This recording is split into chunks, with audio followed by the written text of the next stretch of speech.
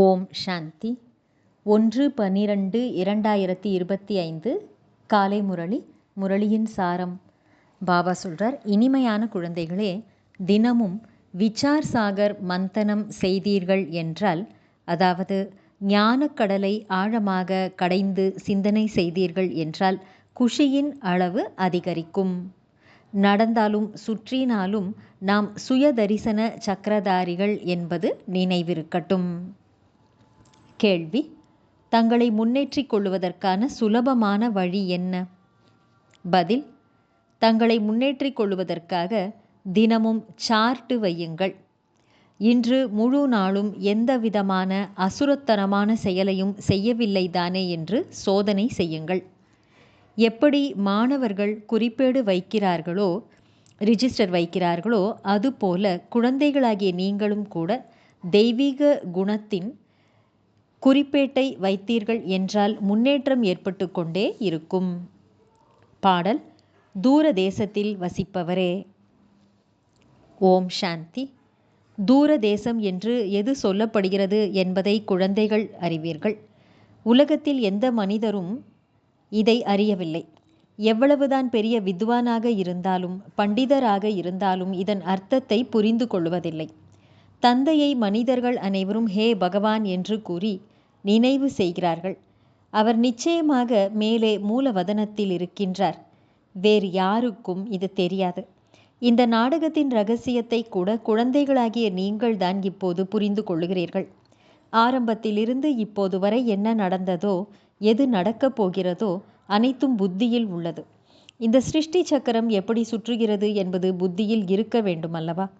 இதை குழந்தைகளாகிய உங்களில் கூட வரிசை கிரமமாகத்தான் புரிந்து கொள்ளுகிறீர்கள். ஞானத்தை சிந்தனை செய்வதில்லை. ஆகையால் தான் குஷியின் அளவு அதிகரிப்பதில்லை. எழுந்தாலும் அமர்ந்தாலும் நாம் சுயதரிசன சக்கரதாரிகள் என்பது புத்தியில் இருக்க வேண்டும்.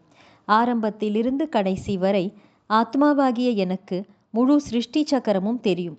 நீங்கள் இங்கே அமர்ந்திருக்கலாம், ஆனால் உங்களுடைய புத்தியில் மூலவதனம் நினைவு வருகிறது. அது இனிமையான அமைதியான வீடாகும். நிர்வாண தாமம், அமைதியான இடம்.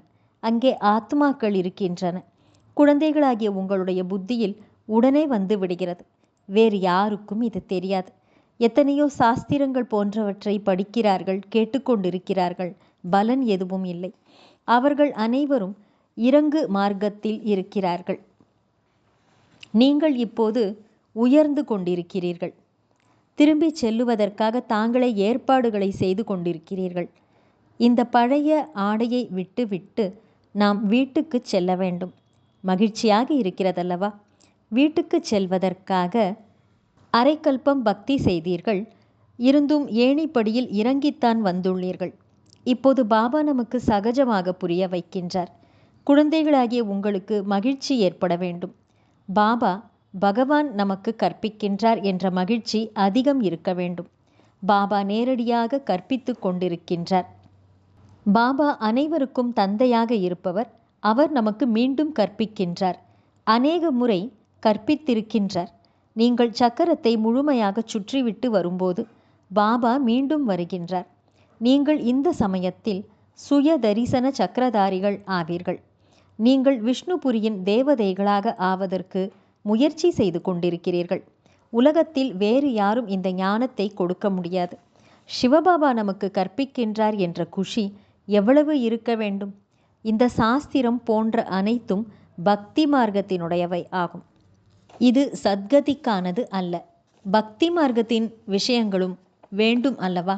அளவற்ற பொருட்கள் இருக்கின்றன. இவற்றின் மூலம் நீங்கள் இறங்கியேதான் வந்துள்ளீர்கள் என்று பாபா கூறுகிறார். எவ்வளவு கோயில் கோயிலாக அலைகிறார்கள். இப்போது நீங்கள் அமைதியாக அமர்ந்துள்ளீர்கள். நீங்கள் ஏமாற்றம் அடைவதெல்லாம் நின்று போய்விட்டது. இன்னும் கொஞ்ச காலம்தான் உள்ளது. ஆத்மாவை தூய்மை ஆக்குவதற்கு இன்னும் கொஞ்ச காலம்தான் உள்ளது. பாபா முன்பு போலவே கூறிக்கொண்டிருக்கிறார். என்னை நினைவு செய்தீர்கள் என்றால் நீங்கள் தமோ பிரதானத்திலிருந்து சத்தோ பிரதானமாக ஆகிவிடுவீர்கள். பிறகு சத்தோ பிரதானமான உலகத்திற்கு சென்று ராஜ்யம் செய்வீர்கள்.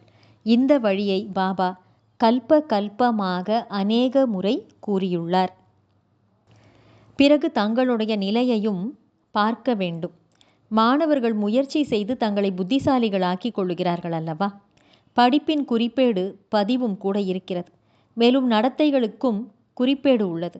இங்கே நீங்களும் கூட தெய்வீக குணங்களை தாரணை செய்ய வேண்டும்.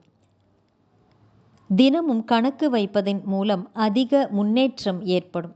இன்று முழு நாளும் ஏதாவது அசுரத்தனமான காரியத்தை செய்தேனா என்று சோதித்து பார்க்க வேண்டும். நாம் தேவதைகளாக ஆக வேண்டும். நல்லது. தாரணைக்கான முக்கியமான சாரம். 1. பாபா எது சரி எது தவறு என்பதை புரிந்து கொள்வதற்கான புத்தியை கொடுத்திருக்கின்றார். அந்த புத்தியின் ஆதாரத்தில் தான் தெய்வீக குணத்தை தாரணை செய்ய வேண்டும். யாருக்கும் துக்கம் கொடுக்கக்கூடாது. தங்களுக்குள் சகோதரன் சகோதரி என்ற உண்மையான அன்பு இருக்க வேண்டும். ஒருபோதும் கெட்ட பார்வை செல்லக்கூடாது. 2. பாபாவினுடைய ஒவ்வொரு அறிவுரையின் படியும் நடந்து நன்றாக படித்து தங்கள் மீது தாங்களே கருணை காட்டிக்கொள்ள வேண்டும். தங்களுடைய முன்னேற்றத்திற்காக கணக்கு, அதாவது சார்ட்டு வைக்க வேண்டும். யாராவது துக்கம் கொடுக்கக்கூடிய விஷயங்களை பேசுகிறார்கள் என்றால் கேட்டும் கேளாமல் இருந்துவிட வேண்டும். வரதானம். ஈஸ்வரிய ராயல் தன்மை எனும் சமஸ்காரத்தின் மூலம் ஒவ்வொருவரின் விசேஷ தன்மைகளை வர்ணனை செய்யும் புண்ணிய ஆத்மா ஆகுக. விளக்கம். தன்னை எப்பொழுதும் விசேஷமான ஆத்மா என்று உணர்ந்து கொண்டு ஒவ்வொரு எண்ணத்தையும் செயலையும் செயல்படுத்த வேண்டும். ஒவ்வொருவரிடமும் சிறப்பு அம்சங்களையே பார்க்க வேண்டும், வர்ணனை செய்ய வேண்டும். அனைவரையும் சிறப்பானவர்களாக மாற்றுவதற்கான நன்மை செய்யும் எண்ணம் வைக்க வேண்டும். இதுவே ஈஸ்வரிய ராயல் தன்மை ஆகும். ராயலான ஆத்மாக்கள் அடுத்தவர் வீசிய பொருளை எடுத்து தன்னிடம் வைத்து கொள்ள மாட்டார்கள்.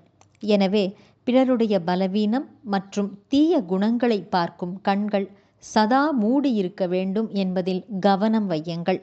ஒருவர் மற்றவரின் குணத்தினையே பாடுங்கள். அன்பு, ஒத்துழைப்பு எனும் மலரையே பரிமாறிக்கொள்ளுங்கள். அப்போதுதான் நீங்கள் புண்ணிய ஆத்மா ஆவீர்கள். ஸ்லோகன். வரதானத்தின் சக்தி பிரச்சனை என்ற நெருப்பையும் கூட நீராக மாற்றிவிடும். நல்லது. இனிமையிலும் இனிமையான, வெகு காலம் கழித்து காணாமல் போய் மீண்டும் தேடி கண்டெடுக்கப்பட்டுள்ள செல்லமான குழந்தைகளுக்கு தாயும் தந்தையுமான பாப்தாதாவின் அன்பான நினைவுகள் மற்றும் காலை வணக்கம். ஆன்மீக குழந்தைகளுக்கு ஆன்மீக தந்தையின் நமஸ்காரம். ஆன்மீக தந்தைக்கு ஆன்மீக குழந்தைகளின் நமஸ்காரம். அவ்யக்த சமிக்கை.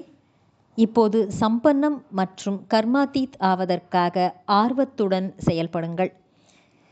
நிராகார சொரூபத்தின் முக்கிய அறிவுரைக்கான வரதானம் கர்மாதீத் ஆகுக என்பதாகும். ஆகார சொரூபத்தின், அதாவது ஃபரிஷ்தா நிலைக்கான வரதானம் டபுள் லைட் ஆகுக என்பதாகும். டபுள் லைட் என்பது அனைத்து கர்ம பந்தனங்களில் இருந்தும் லேசாக மற்றும் பிரகாசமான தெளிவான மனோநிலையில் நிலைத்து விடுவதாகும். அவ்வாறு டபுள் லைட்டாக இருப்பவரே சுலபமாக கர்மாத்தீத்த நிலையை அடைய முடியும். எனவே சேவைகளில் ஈடுபடும் பொழுதும் இப்பொழுது நான் முழுமை பெற்று கர்மாத்தீத்த நிலை அடைய வேண்டும் என்பதிலேயே ஆர்வம் வையுங்கள். நல்லது. ஓம் சாந்தி.